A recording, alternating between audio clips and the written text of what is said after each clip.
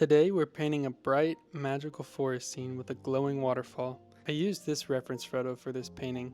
I'll leave it in the corner while we paint today.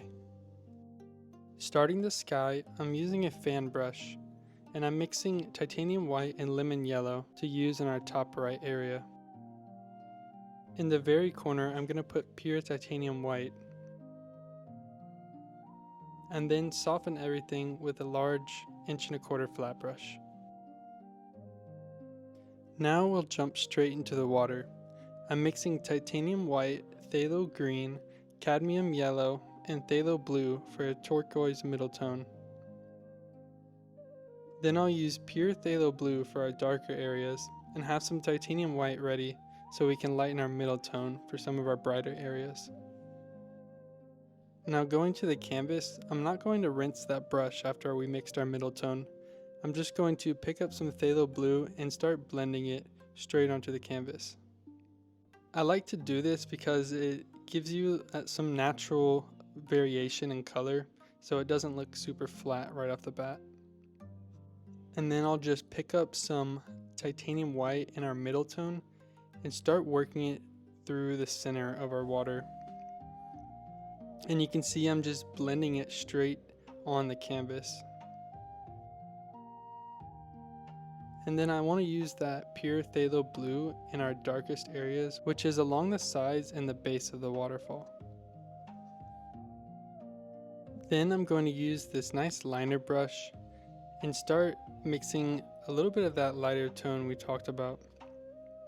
And I'm going to use that to create some waves, just some straight lines here and there. And then what I'll do is I'll mix a little bit of a darker tone, just a little bit lighter than our pure phthalo blue, and I'll add some straight lines around the edges to give the indication of some waves. And that will get us a nice base for our water to start out with. Now switching back to our fan brush, I want to mix up raw umber and phthalo green for our main forest, which is really that center area behind the waterfall and the left side of our canvas. Then once I have that base color all over the dark area in the center, I'm going to lighten it up a bit with titanium white so we can use it on the edges of our pond where we can give some nice indication of some land that will kind of stand out on top of that dark area. Now I want to start filling in some of this blank area of our canvas. So I'm going to add some cadmium yellow to that green, and then I'm going to grab some white and mix that in to the side of it with some more yellow. And then I'll just make an even lighter one by using the rest of that white that we have on our canvas. And I'm just going to start going up with that lightest color and just using that fan brush to make some tree texture. And this doesn't have to be perfect because this is still just really a base. But I'm going to start using these colors that I have now on my palette to start creating the lay of the land as I like to think about it. Now here I just mix up that dark color again using phthalo green and raw umber, just to create that base for those trees in the distance. And what I'm going to do is I'm just going to go back and forth between these colors, looking at the reference photo and trying to just add texture here and there and some lighter areas on top of that dark base. And I'll mix titanium white and lemon yellow and put that on our very tops of our trees so that we have a little bit of a gradient there between our sky and our trees. And then I just mixed up a little bit of a lighter green, just adding more yellow and white to it to really start to make that land that's getting hit by the sun a little bit brighter. And then I'll use some of that lighter green that we have to put above this waterfall where that sunlight is peeking through and it's hitting some of the tops of these trees. So I don't want to go too dark over here. Then I'll add just a little bit lighter of a green over here on this land, and I'll start creating some texture. So I'm looking at the reference photo and I'm seeing where these bright areas are, and I'm just going to start getting those base colors in those places. So it's not going to look super nice, but it'll be perfect for when we come back later. Alright, now we're going to go into the waterfall. So I'm going to use Phthalo Blue and Titanium White to mix up a light blue. And I'm going to use a number 2 round brush here. And I'm going to start thinking about the direction of this water. So I'm going to curve as it's coming over. And then once it's coming over the top, I'm going to go straight down with my brush strokes. And when I do this, I'm going to try to leave a little bit of that dark area underneath, like we see in the reference photo. And then I'll just start making it a little bit lighter with more titanium white so that I can get that pool area at the bottom of the waterfall. And then I'll just start working outward from there with small little lines and dots. At this point, I'm kind of just keeping it a little abstract because this is kind of a fantasy painting. I had a lot of fun with this, so I wasn't too worried about being super precise. Then we'll just come with that pure white and start lining out on top of that cool blue that we put. And I'll put some of this at the bottom of our waterfall where it's crashing. And then I like to use a 1/4-inch deerfoot brush and a little bit of watered down white to kind of tap in some mist and some splash from the waterfall. And then I'll even add just a hint of yellow to the white and put it just at the top of our waterfall to give it that sunlit glow like we see in the reference photo. Okay, once at this point, we've got a really great base to work with, and so I'm going to start layering some details on top of this. So I want to put some tree branches first. I like to do this first before I start putting the leaves of the trees. So I'll mix up some raw umber and burnt Sierra together. And then I'll add a little bit of ultramarine blue to darken it up. And I'll also add some yellow ochre and titanium white to create a little bit of a lighter tone. And then I'll use a round brush to start putting in all of my tree trunks. And I like to water down my color a bit when I do this. It helps with flow on the canvas.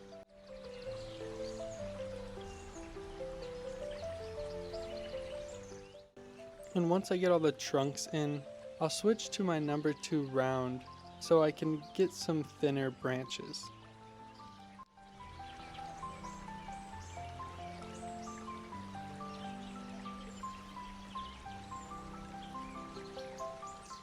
Now I'll mix up a darker green that we can use for the leaves of our trees. And I'll do that using phthalo green and cadmium yellow with a touch of ultramarine blue. And I'm going to use that deerfoot brush, and I'm just going to start finding all of these leaves that are surrounding our tree branches and our tree trunks. And I'm just tapping it in.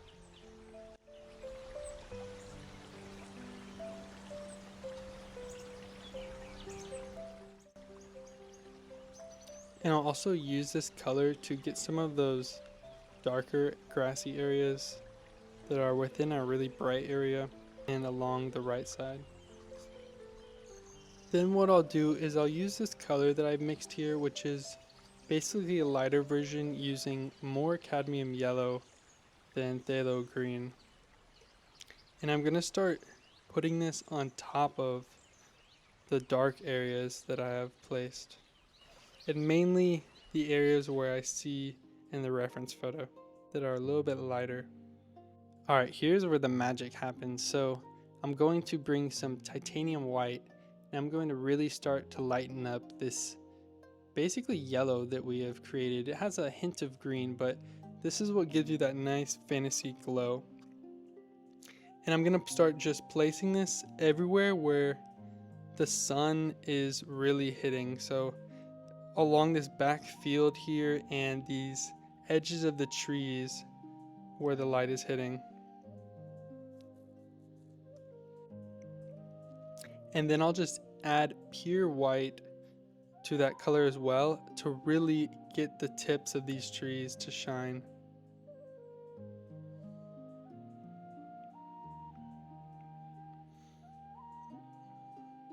And what I'll do is I'll do the same thing to all of these trees on the left side as well.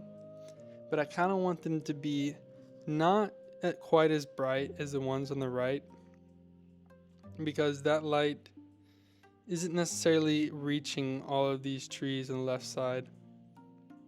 Definitely not in the reference photo, but in my painting I want them to be a little bit brighter. Okay, now I'm going to do something fun. So I'm going to use this palette knife that I have, and I'm going to mix up a really dark brown using black and that raw umber that we have.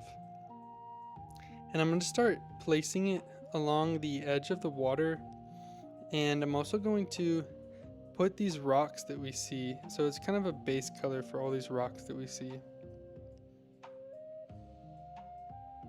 And I'm going to use the nice edge of it to carve out this path. And I'll put that lighter brown on the edges of our rocks. And we'll mix some titanium white into that brown. And that'll be our nice highlights and dirt kind of color. Alright, now it's about time to come back to the water. So pretty much all I'm doing here is watering down some white, using that liner brush that we have, or that number 2 round that I like. And just adding a bunch of sparkles on this water. And here's where you can kind of shape where that sun is hitting. So I'm really just trying to get it mainly in front of that path and all straight across the water towards the left side where we have these bright rocks. And we'll also use it to throw some extra highlight on our waterfall to make it pop.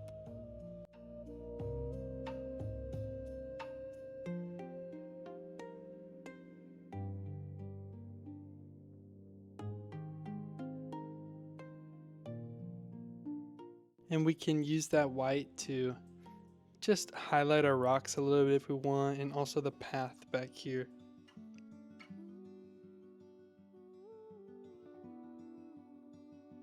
And to finish the water, I'm going to squeeze some fresh titanium white from the tube. And instead of watering it down this time, I'm going to opt for thick paint. And I'm going to add just little tiny globs here and there and straight lines, and these will really be the strong sparkles in our piece, and it really brings everything together for the water. And to finish our details off, I'm going to use that liner brush or that number 2 round, and I'm going to take some of our watered down green, and I'm going to flick it to create some nice grass.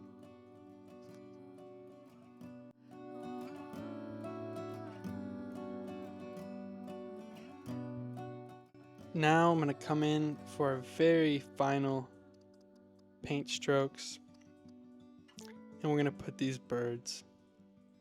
So using pure white and my precise number 2 round, I'm just going to do a few simple strokes to create these birds. And then what I'll do is I'll just add a little bit of tan, basically just adding a tiny bit of brown to our white. And I'll just add a few lines kind of where the feathers would be in the body, and it'll just break up that white and make it look slightly more realistic. And with that, our glowing forest landscape is complete. I really hope you all enjoyed painting along with me today. If you did, I'd really appreciate it if you liked, commented, and subscribed. Thank you all so much for watching all the way through. If you want to see more tutorials, you can click right here. Until next time everyone, peaceful painting.